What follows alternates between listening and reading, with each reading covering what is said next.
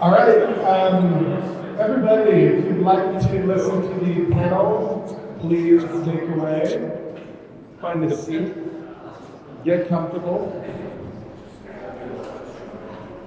Okay, for those of you that don't know me, my name is Jack Mulholland. I'm the CEO and co-founder of Scale Labs. Scale is a Ethereum scalability blockchain. So our goal is to make hopefully blockchain the power of Web3 to not millions, but hundreds of billions, eventually billions of people. You're bringing in economics, enabling good gameplay, high-speed type of games. So I'm happy to be here today. I'll be on a couple panels. I'm also now emceeing the event, so happy to do that. So just in terms of schedule, we have 2 30-minute panels, okay? These panels, if you have some questions, think about it. I want to make sure, because I'm monitoring the first one, make sure we have opportunities for people to ask some questions.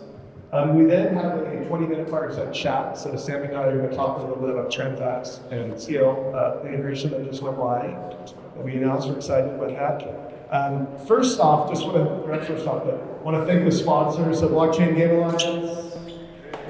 Thank you. Just every event, they're all over the world. They deserve so many props. And I think we're going to be talking about the growth of Web3 gaming today. And a lot of they do a lot both behind the scenes and in front of the scenes. So thank you. Also, Transact, Scale, Universe, BGA, and Genius AI. Thank you for sponsoring this event. Okay, let's kick this off.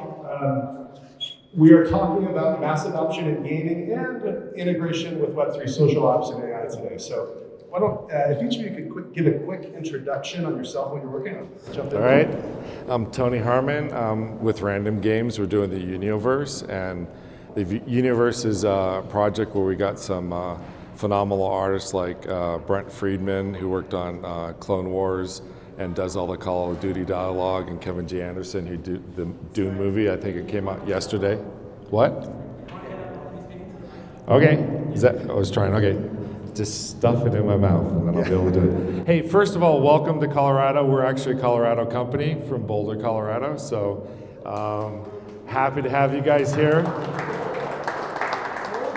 Sorry about the snowstorm earlier in the week, but at the end of the week turned out great.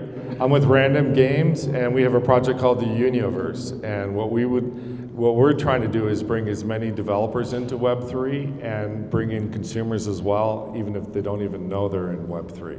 So on the consumer side, we bring them in. We have an IP that was helped Kevin J. Anderson from Dune and Brent Friedman from Clone Wars helped us build out this like a Marvel universe, Star Wars type universe. We're giving it away, it's yours. So you guys can all do projects, print t-shirts, do anything with it. And at the same time, we're trying to help independent game developers. And what we're doing is we have an SDK, and everyone who uses the SDK, all the assets are interoperable between all the games. So all the independent game developers can kind of help themselves and build this universe out, and it's free for them. They don't pay us royalties or anything. So it's an exciting project, and happy to be involved. Awesome, thank you. G'day, scare myself with the mic. I'm Alex from Chirper AI. We're working on the world's first AI world. We simulate everything, and we do it on scale. So yeah, I'm happy to be here, all the way from Australia. My co-founder as well, hit him up in the end. Yeah, exciting stuff. Hi, I'm Kenneth Hurley. I run Genius AI. I'm the CEO over there. But I've been in the game industry, I hate to say this, but since 1982. I have about 20 games on my resume in different capacities. Sorry, I don't know if that's me. Yeah. So mainly started out as a software engineer, and then started a game company, and became like an executive producer and did all the logistics and all that stuff for shipping games out to the GameStop and things like that. And I kind of, this project is kind of a culmination of my entire career because it involves games and in the infrastructure side underneath it, because I went to work for NVIDIA for 4 years and did GPUs. So, and I kind of know how to scale stuff, and that's why Genius came about. That's why I'm here to help talk about scaling. Awesome. I'm going to go. Can you hear me? Yeah. Yeah. Okay. I'm going to turn mine off. Leave mine off. So, I forgot a really important thing with my MC. There's a party after this, okay? It's at Green Spaces, and there's booze, food, and games. Okay? So we're gonna get there. All right. All right, we're gonna talk a little bit about the market outlook, and I know there's a lot of builders here today. I would say it's a little more positive outlook now than for anyone who was here last year, year before that. So I think, unfortunately, the market has this, real connection to involvement, engagement, and quantity of people playing. But also, there's been a ton of progress in terms of infrastructure and just growth. Like the builders didn't go to sleep and leave during, this market movement. So, guys, can we talk a little bit about where are we on our path to mass adoption for Web3 gaming and Web3 worlds? Oh, I can start that. Yeah. No, look, I think, or our premise is that Web3 was built for AI, and alongside that, we've built AI for humans. So it's kind of like a two-step adoption process, I would say. We want to give everyone the ability to create as many cool AI agents as they can, and then watch them grow up and change and make cool decisions and have bad stuff happen to them as well.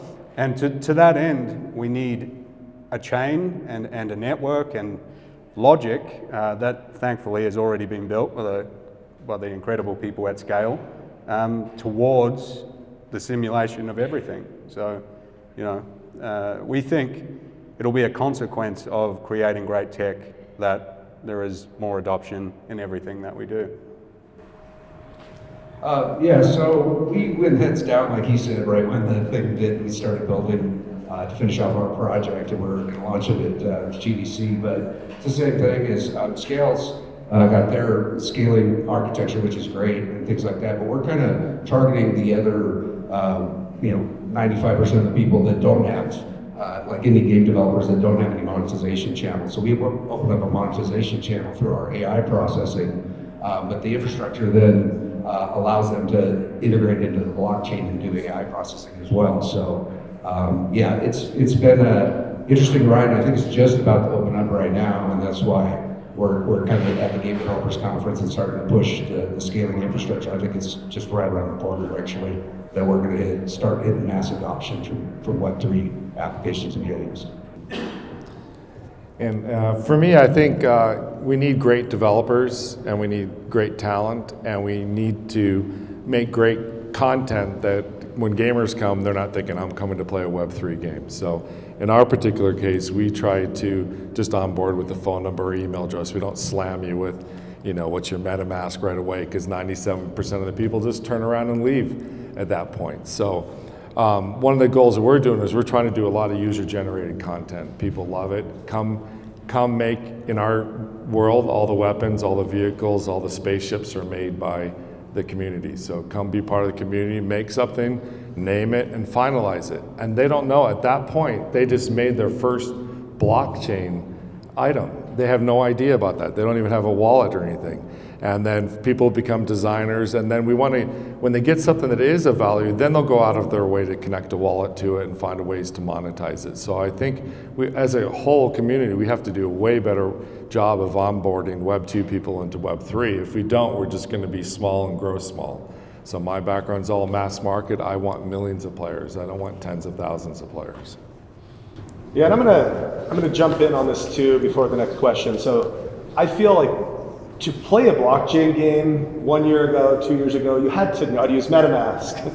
You had to understand SecOps, make sure you didn't lose all your assets. It could be preventing getting hacked or just forgetting your backup key, phrases. It was hard. It was the Wild West, and the ones that braved the way, I think had a great time and made a lot of money. I think we now are at this point where people are like, well, it's not about making money, it's about having fun and introducing more opportunities for more types of gamers. And now we're seeing at scale, lots of mobile games, lots of browser-based games, downloadable games. So all areas of gaming are starting to really come together.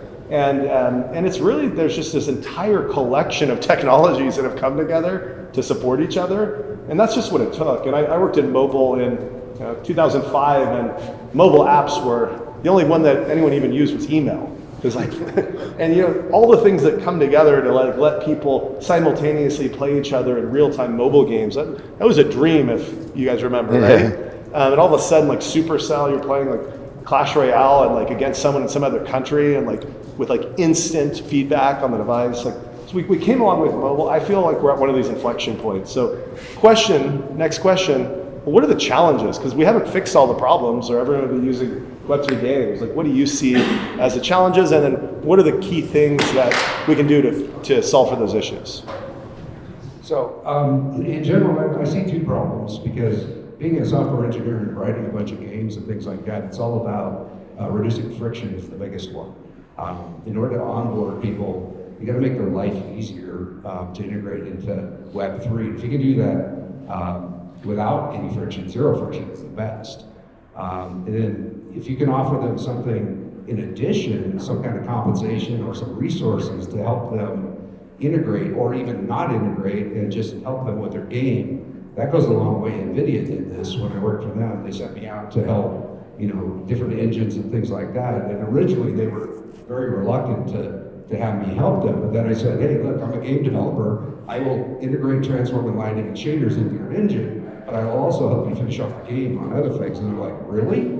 And so if you can reduce the friction below zero, and the second part of that is the scaling part. If you can make it linear instead of stair-stepping the scalability of something, then you're going to get if you can scale the adoption linearly, instead of we can do 100,000 users and then we have to create some hardware or launch some stakers or some miners and stuff like that, and then we get another 100,000 users. That slows down adoption quite a bit. And so those two things I think are important to basically solve in order to get mass adoption for games and Web3 products in general. Yeah, go ahead. Yeah, so the friction it's two ways. It's not only the friction with the consumers, and we tend to focus on that. There's tremendous friction to bring developers, especially independent, smaller developers. There's 4,000 games created per month. So what we're really focused on is trying to make it as easy as possible for them to come over. They don't have to know anything about Web3. Their game's not going to be banned by Steam because we're going to keep the Web3 elements out of it, and just make it as easy as possible. But definitely on the consumer side, if we don't make it cut down on the friction, it's going to absolutely kill us as an industry. So that's probably every 6 months, I think, will be another version of the tech. We're just going to have to keep updating and keep up with it and make it easier and easier. Yeah, we come at this the completely opposite end. So you guys know or have a lot more experience than I do, but we kind of control where the users come from and what they do, given all of our users are AI agents. So our goal in choosing this platform and scaling is literally to find the platform that can scale the most. Because we'll do tens of millions of transactions a day or more, depending on how many agents we have. And therefore, we need to put them in the best, most scalable place possible. Yeah. Awesome. Okay, thank you guys. Totally agree with those points. I had a friend that worked in a gaming analytics company a while ago, and he then got into Web3 gaming. And he's like, what is happening? Because in traditional gaming, that first minute the user plays is so critical. It is like, not even play, but when they start to try to play. And I think like we still have this onboarding issue where you're like, okay, I gotta go to Discord, I gotta do that, and then like this bot's gonna get back to me, I'm gonna prove I'm a human, and then I'm gonna have a special link to then go and download this game. And I think there's some low-hanging fruit that game devs can take from either lessons they already learned or lessons from traditional gaming, and get that onboarding process more seamless. That to me is one of the most low-hanging pieces of fruit. Okay, I was gonna say I totally agree, and I started in the coin-op industry. That's how long I've been making games. And one of the things that we identified when I was at Nintendo, I was director of development for Nintendo, everything outside Japan, is it's a learned skill to put a coin in a machine and capture someone's attention in a short period of time before that before your time ran out. That was a gained skill that the Japanese only had at that time. So if we talk to Japanese, they say only Japanese can make great games. And they always said that, and I kept saying, no, that's a gained skill. The more people if you had that coin op experience where you dropped that coin in there and you had that much amount of time to capture the person, else they're never gonna put another coin in there. So this industry really has to think of that like coin op and overcome that obstacle, that you have a ticker going, and it may be 10 seconds, 20 seconds, 30 seconds, but it sure is not more than a minute or two. So you better get on board with people in that amount of time. I think we need a term for that. You know, there's like the elevator pitch, like, oh, you better tell somebody before, they're off the elevator, and they better know what you're doing. Like, there needs to be some equivalent that, like, I think we need to internalize with blockchain gaming to be like, all right, the clock started. Yep. Really great point.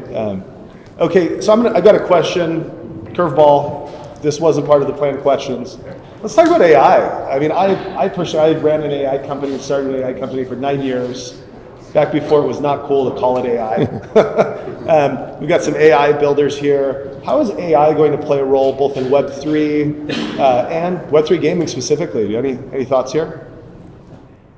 I can be the guy to talk about this, I think. Look, we think that AI and crypto meets in the middle because it's kind of invented for AI. The ability to transact money using Web3 in a way that has an API that's like commonly available to anyone who wants to use it is the easiest way to get AI to have value in some form. And so giving them that value via Web3 seems the obvious next step that's going to happen in this evolution of everything that is AI. I think AI will be everywhere in gaming at some point. Well, every time we're working on any new piece of technology, we give a shot at what can we do AI with it. And a simple example is we have gamer tags, and you buy a gamer tag and it's NFT and it goes across all the games. But we just throw it out there, and AI in 28, 30 different languages can determine if it's a profane name in those languages. And that's a very simple application of that. We also use it helping to price the gamer tags to see how popular it would be and look at like domain sale prices and stuff like that against the gamer tag. So it's absolutely insane. Everyone thinks about the artwork and maybe generating assets and eventually, animation and building worlds and stuff like that. But you have to think more. There's a ton of portions of making the game that have nothing to do with art as well. And I think there's a great opportunity for us to use in a lot of different areas. And we're going to have to invent entire new careers for people coming up, not necessarily an artist or a programmer, but someone who can talk phenomenally to AI and get the best use out of it. My friend owns a comic book company, and he was so against AI. It's incredible because he loves artists, and I love artists as well. And I said, try to make your own comic book as a writer, just you as a writer, and let the AI create the artwork. And he came back to me and goes, that was an amazing experience. It absolutely shocked me that as a writer, I could actually control the level of art and to my storytelling. Yeah, this has happened before as well. With Pixar. When Steve Jobs did that, people thought it would ruin the movie industry. And instead, he just created a better pencil. And that's all AI is, really. So embrace it or die. Yeah, for sure. For our side, we're kind of approaching it a little bit differently, that we're not really concerned about integrating AI into games or integrating it into Web3 per se. What we offer is like an infrastructure that can process AI and do the ML, but then the payments go out to the gamers. So it's a monetization channel for us. So it's kind of a new use of AI because there's a shortage of GPUs out there. And Sam Altman is trying to raise $7 trillion to build new GPUs. And this is the reason NVIDIA stocks through the roof. It's just making so much money because of the lack of GPUs. So there's a high demand for GPUs in general, and you're going to compete with games using the GPU and the AI using the GPU. And so we're trying to offer extended resources of those GPUs and AI, and then try to feed the game companies a monetization channel at the same time so they can strip out ads. So that's how we're approaching it. Which is a little bit different, but you can still use our AI in your game, right? Our AI processing in your game if you want to. Awesome. Okay, so who here is familiar with the anti-blockchain sentiment of some like gaming purists. Anyone witness that? Okay, all right. And I think, so I'm going to ask the panel here, like, one, how do we get over it? Will it just happen? Or does it matter? Like, what's your perspective on this? And I know you both have seen, you've been in the industry for a while, you've seen similar things before, and want to hear everyone's thoughts. Well, I mean, first of all, they're going to have to get over it because it's the future of gaming, so that it will happen. We've run into this many times before. Free-to-play gaming is the #1 example of that. Gamers hated free-to-play with a passion. Probably 90% of all games now are free-to-play, so there was such a resistance, people will get over it. We have to do cool things with the blockchain. We just can't do punitive things. And I think some of the initial things that hit gamers is like, oh, we're just going to pay more for the same thing. So we need to be able to create value for them. And so I think interoperability between games with assets is going to really help people start to monetize it. But the bottom line is the first time you have that mega hit game and it uses blockchain, then we're over it and we'll move on to the next hurdle. Yeah, this is going to happen eventually. Like when we first teased that we were going to start doing blockchain stuff, people were skeptical. They were very scared for what would happen. But eventually they get over it, right? And as long as the technology that comes out of this is good enough, they have to. Otherwise they're working on, abacuses when people have calculators. So for us, because being, in the game business for a long time and running a lot of games, I know that this is going to come to fruition, but I've taken the approach where we will integrate with, similar to what you said, we integrate our ecosystem into games, any game that's out there right now. It doesn't matter, you don't have to be a blockchain game. It's all underneath, and you just link to our library, and then you're part of the blockchain, you don't even know it. And then, like you said, you create an NFT, and eventually they'll get a wallet and they'll come out. Very, very similar architecture for our AI stuff. And I think that's going to bring about a lot bigger adoption from the traditional game industry that I came from, because I see it, and I'd like to build Web3 games, but they're just so highly resistant because they're focused on building their game. And so what we're trying to do is, okay, you can build a good game. Don't worry about the blockchain. Don't try to integrate your tokenomics into it. Just build a good game, make it fun for everybody, and then you can hook into the blockchain if you want to later on. Awesome. I've got a quick thought here. So when I look at this, I look at a game in a traditional world that got players, they've got people have money in the game, there's a digital currency, there's digital assets you can buy. You look at the blockchain game, players, digital assets, currency. The difference is the back end. And one back end is far superior than the others because it's transparent, it's immutable, it has these inherent values, the blockchain back end. And so I think I look at this and I say, okay, well, if you're making billions of dollars a year, does this change potentially put some of your current business at risk when you own the back end? Yes. And so I think there's just some inherent resistance from the top, and that strategically channels through. But for a player, they just need to, and that's why products like Transact, you don't need to have a Coinbase account and then get your assets into the game. You're just using your money to translate that into crypto assets. So things like that help blockchain become more invisible. And then as it becomes more invisible and the value starts showing to the players, then I think the drama goes away. But it's like almost an expected, the incumbents don't want change. Okay. All right. How are we doing on time, by the way? 5 more minutes? Okay. All right. Well, what we're gonna ask now is closing thoughts for the group, and tell us something interesting that you're working on, that's launching. There's a lot of people here in the space, and then maybe we'll have time for a question or two. All right, I'll go first. I want to do closing thoughts outside of our projects. It's Universe, you can go check it out. But when I started in games, people thought I was crazy.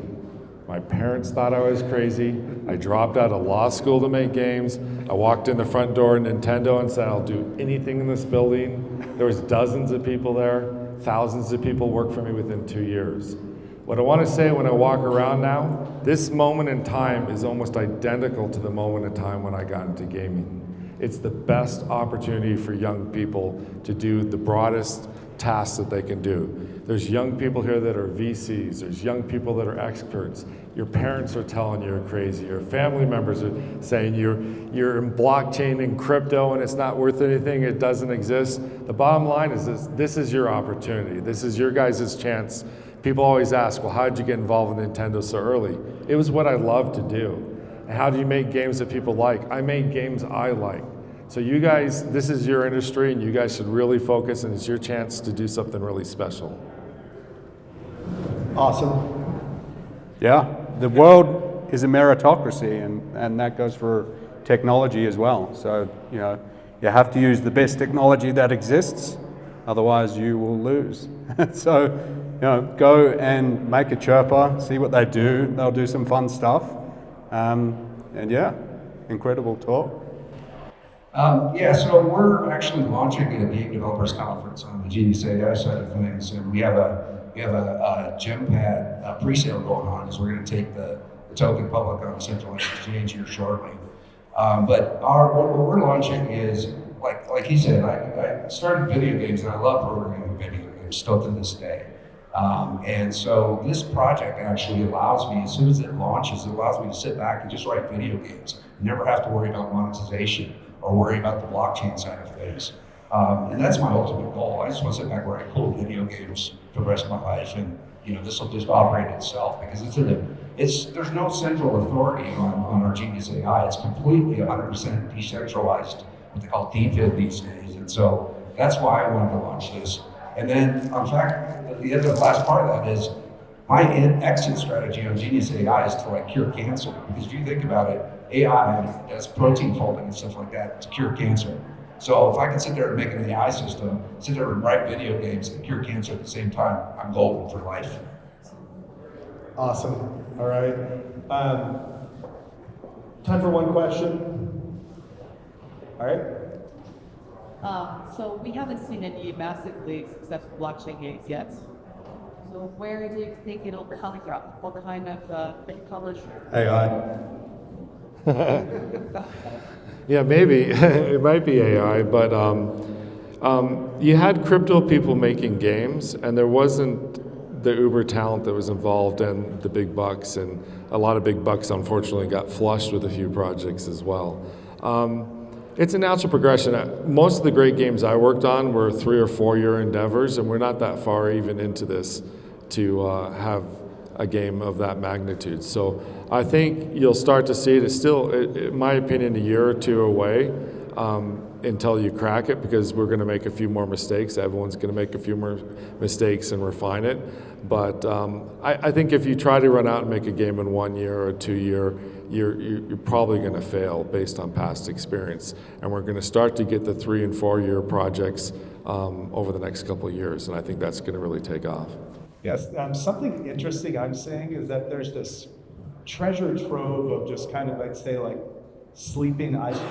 And so you look at some of these games that were amazing games that had big followings, but they kind of live their life cycle. And right now, these games are coming back. I don't want to say coming back from the dead. They're waking up from their sleep. And you're going to see some really cool IP that's paid for, licensed, have users, that becomes kind of blockchainized.